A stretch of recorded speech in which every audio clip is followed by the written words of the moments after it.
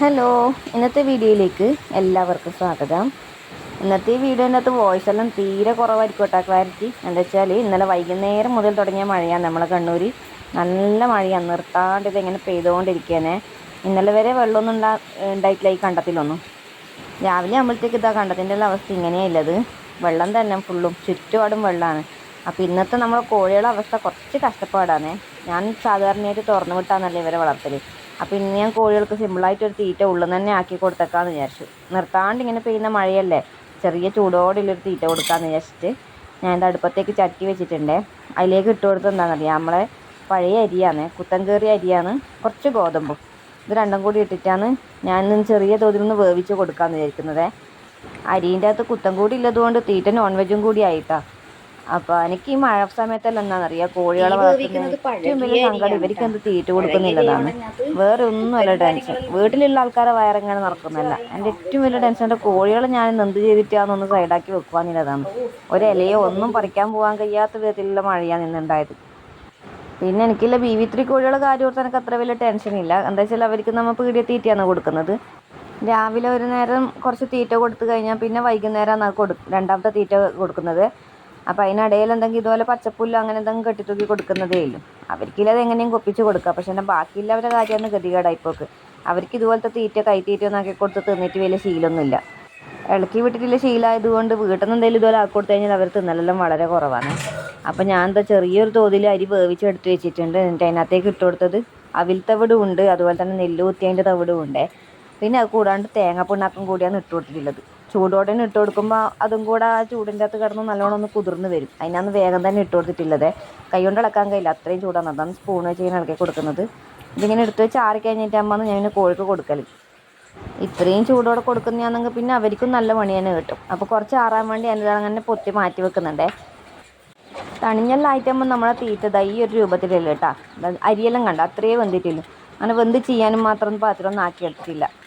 അതുപോലെ തന്നെ ഗോതമ്പും അങ്ങനെ വലിങ്ങനെയൊന്നും വെന്തിട്ടില്ല കേട്ടോ. ഗോതമ്പും ചെറുങ്ങനെയൊന്നും ഉടഞ്ഞിട്ടുമില്ല. ഒരു കല്ലിപ്പം മാറിയെന്ന് മാത്രമേ ഉള്ളൂ. മഴയാണെങ്കിലും കൂടി കൂടുതലും ഞാൻ രാവിലെ തുറന്നു വെച്ചിട്ട് തന്നെ ഉണ്ടായിനെ. കോഴികൾ പുറത്തുനിന്ന് തിന്നുന്നുണ്ടെങ്കിൽ തിന്നോട്ടെ എന്ന് വിചാരിച്ച്. കുറച്ച് മഴ ആറുന്ന സമയത്ത് അവർക്ക് തിന്നാലാ. അപ്പോൾ അതിനു വേണ്ടി ഞാൻ രാവിലെ കൂടുതലും തുറന്നു വെച്ചു. പക്ഷെ എന്നിട്ടും പ്രത്യേകിച്ച് കാര്യമൊന്നും ഉണ്ടായിട്ടില്ല. മഴക്കൊരു ശമനമൊന്നും ഇതുവരെ ഉണ്ടായിട്ടില്ല. അപ്പോൾ നമ്മുടെ കുഞ്ഞും കോഴികൾ ഇവരാണ് കേട്ടോ. ഞാൻ പറഞ്ഞു ശ്രദ്ധിക്കാണ്ട് വെച്ച് വിരിഞ്ഞു വന്ന കുഞ്ഞുങ്ങൾ എന്ന് പറഞ്ഞില്ലേ, അവരിതാ ഇത്രയും ആൾക്കാരുണ്ട്. 11 ആൾക്കാരാണ് ഉള്ളത്. അതിലൊരു കുഞ്ഞ് പുറത്ത് വന്ന് കുറച്ച് കഴിഞ്ഞപ്പാടിന് പിറ്റേന്ന് ഞാൻ പോയി നോക്കുമ്പോഴത്തേക്ക് ചത്തുപോയിട്ടുണ്ടായിന്. അത് ഞാൻ പൊളിച്ചു വെച്ച കുഞ്ഞല്ല, പൊളിച്ചു വെച്ച കുഞ്ഞിനകത്തുണ്ട്.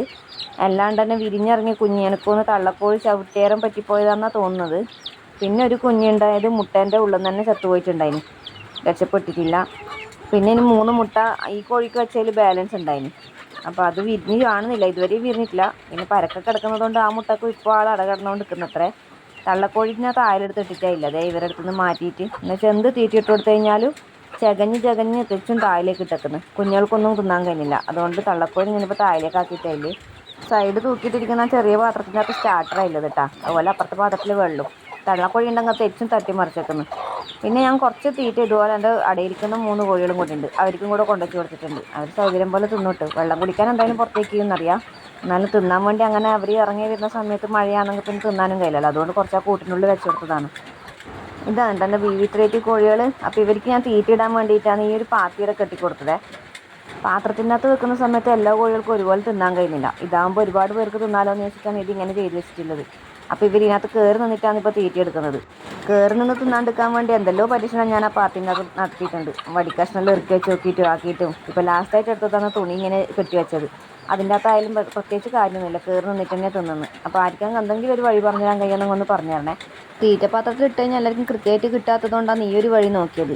തീറ്റ കുറഞ്ഞു കഴിഞ്ഞാൽ തന്നെ കോഴികൾ മുട്ടയിടാനുള്ള ഒരു ടൈം ആകുമ്പോൾ എന്തായാലും മുട്ടയിടൂലോ. ഇവരെ ഞാൻ എടുത്ത് തന്നെ 3 മാസം ആയതാണ്. ഇപ്പോൾ ഏകദേശം 3.5 മാസമെല്ലാം കഴിഞ്ഞിട്ടുണ്ടാവണം. അപ്പോൾ ആ പാത്തിക്ക് ചെയ്യാൻ പറ്റിയ എന്തെങ്കിലും ടിപ്പുണ്ടെങ്കിൽ ഒന്ന് പറഞ്ഞു തരണേ. പിന്നെ അതുപോലെ തന്നെ നമ്മളെ ഗ്രാമശ്രീ കോഴികളാണ് ഇവർ. എന്താ മഴയെല്ലാം നനഞ്ഞിട്ട് ഇപ്പോൾ കയറി വന്നതേ ഇല്ലു. അപ്പോൾ അവരും എല്ലാവരും തീറ്റ തന്നുകൊണ്ടിരിക്കുകയാണ്.